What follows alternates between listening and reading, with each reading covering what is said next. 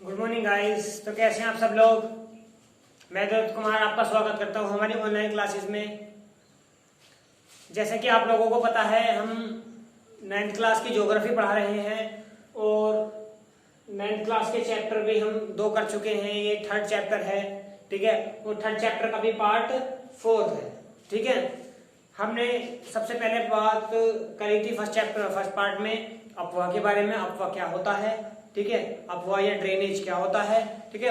उसके बाद में हमने जो भौगोलिक आकृति से हमारे भारत में कितने प्रकार की नदियां होती हैं उनके बारे में पढ़ रहे थे। प्रायद्वीपीय और हिमालय और प्रायद्वीपीय। तो अभी जो बात कर रहे हैं वो हम हिमालय नदियों की बात कर रहे हैं, अभी प्रायद्वीप की बात नहीं चल रही है। हिमालय नदी की जो बात है ये लास्ट टॉपिक है हिमालय रिवर का, ठीक है। इससे पहले हमने पढ़ा था सिंधु रिवर, उससे पहले पढ़ा था हमने गंगा, ठीक है। गंगा, सिंधु और ब्रह्मपुत्र। तो ये क्या है, हमारा लास्ट पार्ट है हिमालय रिवर का, ठीक है। तो आई होप आपको वो लेक्चर भी अच्छे से लर्न करे हो और ये भी तुम अच्छे से लर्न करोगे। आई होप दुआ करता हूँ आपको वो अच्छे से समझ में आए हो और ये लेक्चर भी अच्छे से समझ में आए। तो आइए स्टार्ट करते हैं हम लेक्चर। हमारा जो आज का हमारा टॉपिक होगा वो होगा ब्रह्मपुत्र नदी में, ब्रह्मपुत्र नदी तंत्र होगा, ठीक है। ब्रह्मपुत्र रिवर सिस्टम होगा, ठीक है ना। इसको ब्रह्मपुत्र ही बोला जाता है, ठीक है। तो हम बात करते हैं सबसे पहले जो इसका उद्गम हुआ है, ठीक है, वो कहां से हुआ है, तिब्बत से हुआ है। जो कहां पड़ता है, इस टाइम चीन में पड़ता है, ठीक है। कहां से हुआ है, तिब्बत से हुआ है, ठीक है ना। अगर हम इसकी और लंबाई की बात करें तो कितनी लंबाई है इसकी, 2900 किलोमीटर। कितनी लंबाई है इसकी, 2900 किलोमीटर की लंबाई है। उद्गम कहां से हुआ है, तिब्बत से हुआ है। लंबाई कितनी है, 2900 किलोमीटर है टोटल, ठीक है ना।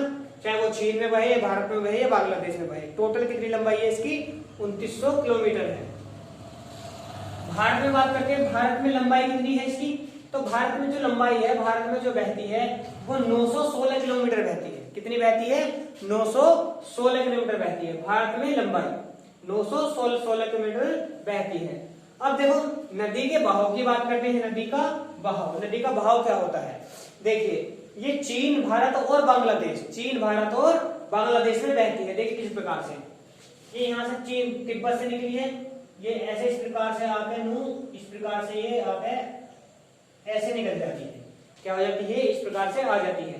तो देखिए यहां पर क्या होगा आपका चीन, ये क्या हो गया आपका भारत, ये क्या होगा आपका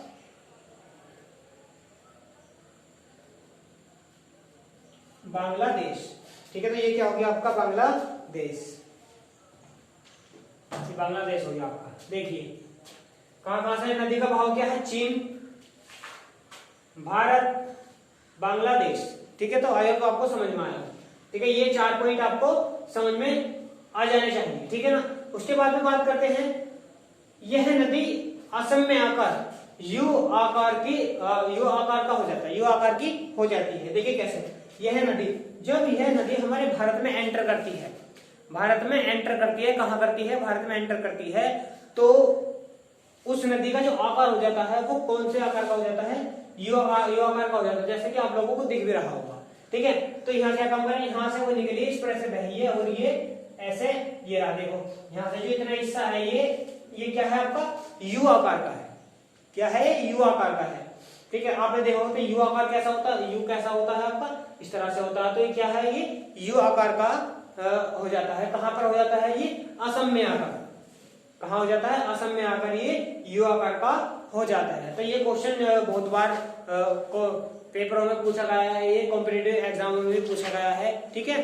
तो बहुत इंपॉर्टेंट क्वेश्चन है ये। यू आकार की कौन सी नदी बनाती है, यू आकार कौन सी नदी बनाती है, तो हमारी ब्रह्मपुत्र नदी यू आकार बनाती है, ठीक है ना। कुछ महासागर भी हैं जो ओ आकार, यू आकार के बनाते हैं वो, लेकिन अभी आपके सिलेबस में नहीं है, आप आगे चल के पढ़ोगे, ठीक है। तो क्या करते हैं, यह नदी असम में आकर यू आकार की हो जाती है। तो आप लोगों को पता चला कि यू आकार की हो गई है। यहाँ क्या है आपका, असम है, ठीक है। क्या है ये आपका असम, देखिए। उसके बाद बांग्लादेश में जाकर ब्रह्मपुत्र नदी यहाँ पर आकर, इस जगह आकर ब्रह्मपुत्र नदी क्या होती है, जो आपकी गंगा नदी है, गंगा नदी में आकर मिल जाती है। और उस गंगा नदी को बांग्लादेश में क्या बोला जाता है, पद्मा बोला जाता है।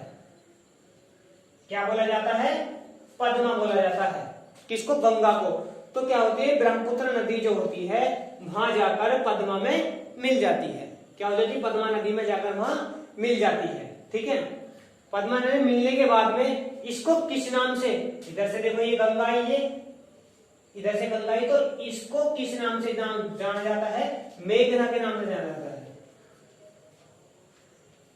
मेघना के नाम से क्या जाना जाता है, कौन सी को, पद्मा को और ब्रह्मपुत्र नदी, यानी कि गंगा को और ब्रह्मपुत्र नदी को बांग्लादेश में किस नाम से जाना जाता है, जब ये मिल जाती है तो मेघना के नाम से माना जाता है, मेघना के नाम से जाना जाता है, सॉरी, ठीक है, नाम से जाने जाती है। और ये क्या बनाती है, वहां जब मिल जाती है तो वहां पर क्या बनाती है, सुंदरवन डेल्टा बनाती है।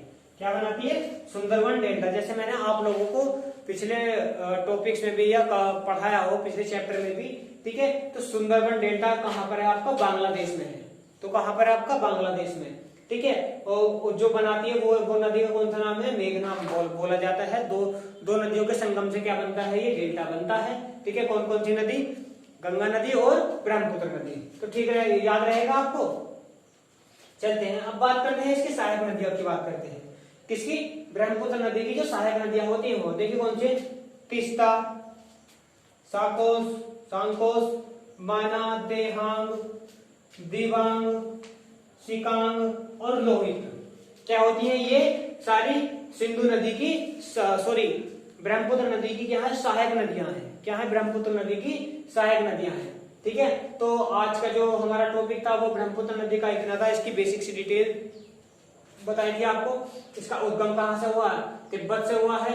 लंबाई इसकी 2900 किलोमीटर, भारत में लंबाई इसकी 916 किलोमीटर, ठीक है। नदी का बहाव चीन, भारत, बांग्लादेश में, और जो नदी है ये असम में आकर युवाकार की बन जाती है, ठीक है। तो बांग्लादेश में जाकर ब्रह्मपुत्र नदी और गंगा नदी मिल जाती हैं, और जब मिल जाती हैं तो उसको नाम दिया जाता है मेघना, ठीक है। और ये मेघना ही क्या करती है, वहाँ एक सुंदरवन डेल्टा बनाती है, जो वर्ल्ड का क्या सबसे बड़ा डेल्टा है, ठीक है। और उसकी सहायक नदियां की बात करते हैं। तो सहायक नदी क्या है, तीस्ता, सांकोस, माना, देहांग, दिबांग, शिकांग और लोहित, ठीक है। ये हमारा छोटा सा टॉपिक था। तो आई होप आपको ये टॉपिक समझ में आया हो। धन्यवाद।